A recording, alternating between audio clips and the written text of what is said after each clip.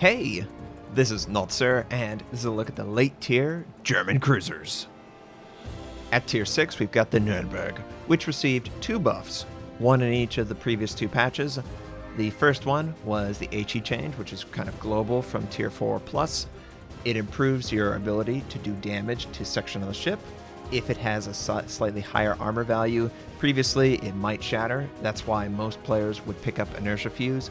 For the Nurenberg, you would face tier 8. Also, the back 2 turrets can now rotate 360 degrees. That helps you out. It allows for more of a bow-on angle, and you would wiggle back and forth. If you were firing on port or starboard, the front gun, which can't rotate 360, would be the primary target zone, and the back 2 would always have a way to fire port or starboard because they could obviously use the 360, and they wouldn't have to rotate all the way back around. It works out pretty well for dodging. Now, I don't know why players find reasons to complain. You got free penetration, which allowed you to drop Inertia Fuse High Explosive and spin that on something else. You could buy it again if you want to. However, in my opinion, it's just not worth 4 points. You've already got basically Inertia Fuse High Explosive for free 2 patches ago. You don't need to spend it on it again. Pick up something else. Advanced Firing Training. You will have to meet this a lot in ranked season, I bet, since it's going to be tier 6 and since it's an effective ship. At tier 6 again, we have the premium Graf Spee. Graf Spee was a reward ship. It was also, you could purchase it somewhere around Christmas time. They're coming out with a new one, an anime themed. What's so unique about this? Well, it's got battleship guns on a cruiser hull. These guns are from the Scharnhorst, 283, so they've got pretty effective HE and AP damage. Again, the HE improvement, 1/4, is appreciated because it allows you to hit targets in, some areas that maybe you didn't expect it. Like, for example, if you were hitting the top of a hull and maybe it had 50 or 60 millimeters, well, you're going to be able to cross that. Versus the old form, you couldn't really do that. You weren't getting quite as much as you would have liked. It was closer, but not quite. It's a nice bonus, and you will fire more HE than probably any other battleship type gun. Having said that, it is a cruiser. You want to be broadside whenever you're given a chance to have the AP shell of the large enemy overpin, but you can maneuver very effectively. The guns have a fair rate of fire. Not unbelievable, but not insignificant. It has a heal. It has also hydroacoustic. I believe it can do defensive fire and has an aircraft. So the Graf Spee is actually a pretty fun ship. Definitely recommend Superintendent since you have 3 skills and it gets you a heal. Also try and use premium, but all in all, I really have no issue with this ship. It was fun to play when I got it. It's fun to play now. It's got torpedoes. I mean, what is wrong with it? Why do people find fault with it? At tier 7, we've got the York. Now, this is sort of a Frankenstein German cruiser. It's got the torpedoes. It's got pretty good maneuverability, okay concealment, okay AA protection. The guns are where it's weird. 210. Now, on the surface, it's only 7 millimeters larger than the average, which is 203. But the problem is that the AP shell is extremely mediocre. It just travels slower than HE. Now, the velocity is going to read as the same, and I'm doing quotation. It's not. It has some sort of air drag or whatever coefficient. The HE shell is mandatory at medium to long range, and the only time you can afford to use AP is at short range. Having said that, the York is not impossible to succeed with. It just takes a little bit of ingenuity. You also probably need to be top tier. I would highly recommend that. It's just a weird beast. And since it has to fire HE more often than not, Demolition Expert's great, Superintendent's great.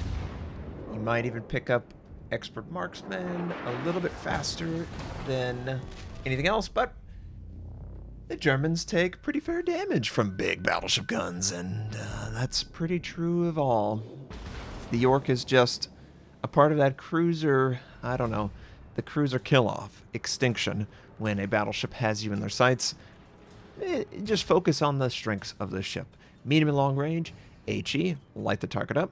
If you light the target up, get another target lit up. they'll use their damage control, of course, and then you can go back and you can burn a lot of people down with a 210. AP, not so much.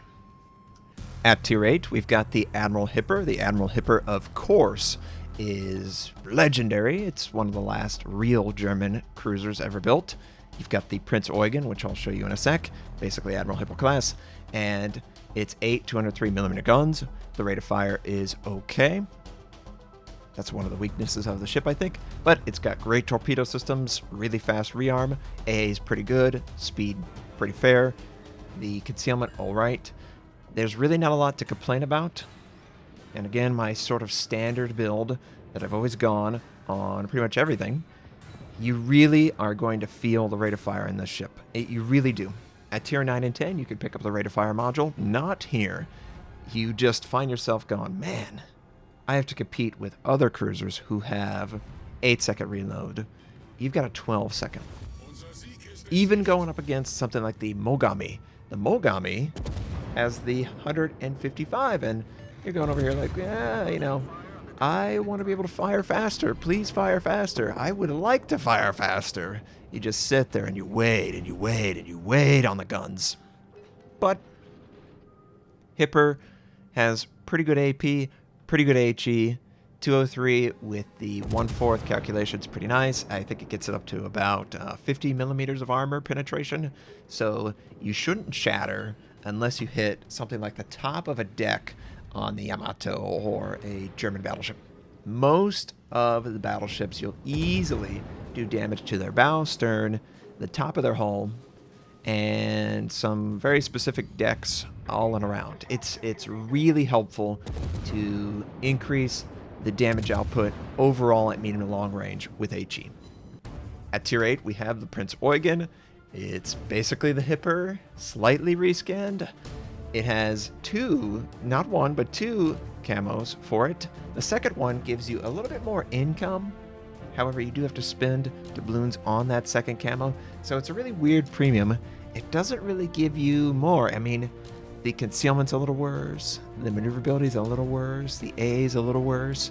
But you get about 2,000 more hit points, which is meaningless as a cruiser. You really don't want to get hit, okay? You're going to get blown up if you get hit. But once again, if you play your cards right, get presented a side of, well, I don't know, an enemy Hindenburg, you can do pretty good AP damage. I would highly recommend that you try and hide behind your teammates and rely on them to do the tankiness and wait on your gun cooldown. You just really feel it. You really feel the gun cooldown between the Hipper and the Prince Eugen. But that doesn't mean you can't find success. AP shells are pretty effective when an enemy decides to just show a full broad. And I have enjoyed my time starting at the Hipper. I think my Hipper has like a 70% win rate. People are just like shocked by that. But I think the Germans as a whole, as a cruiser line, are way undervalued in their effectiveness. You just look at it and you say, there's really nothing that it does the best at. And that's not a bad thing. It's good at everything, just not great. So keep that in mind. You can form your playstyle to whatever is necessary to succeed in the moment. That can't be understated. That's a really, really helpful trait. And I think the Germans are going to be very effective. At tier 9, we've got the Rhone. Mr. Burgundy. I like Ron Burgundy, obviously. It's a joke. But it is an extension of the Hipper. These last two are sort of paper ships that are just molded on the idea of it. The nose cone, just like the Hipper, the Eugen was buffed recently to 27, which is nice. A little bit more tanky. It's got 9 203mm guns. It's got fairly reasonable torpedo, although the reload suffers on the torpedo. But your guns are way better. Way better. Going from 12 seconds to 9 seconds is an extreme buff. Obviously, I'm using the rate of fire module, and I think on the last two German ships, rate of fire is what you want to go, because you do a ton of damage. You don't really need the extra range. If you play your cards right, use the islands, use your teammates, fire at the right targets, the rate of fire is way more noticeable than the range. And They don't have any issue with turret traverse. That's the one thing the German cruisers will never have an issue with. They always are outstanding with the traverse speed. I believe once I grabbed this, it dropped it down to 25 or 27 plus with expert marksman. So they basically counter themselves out, which is perfect because there's really not a good second skill to take at a level 2.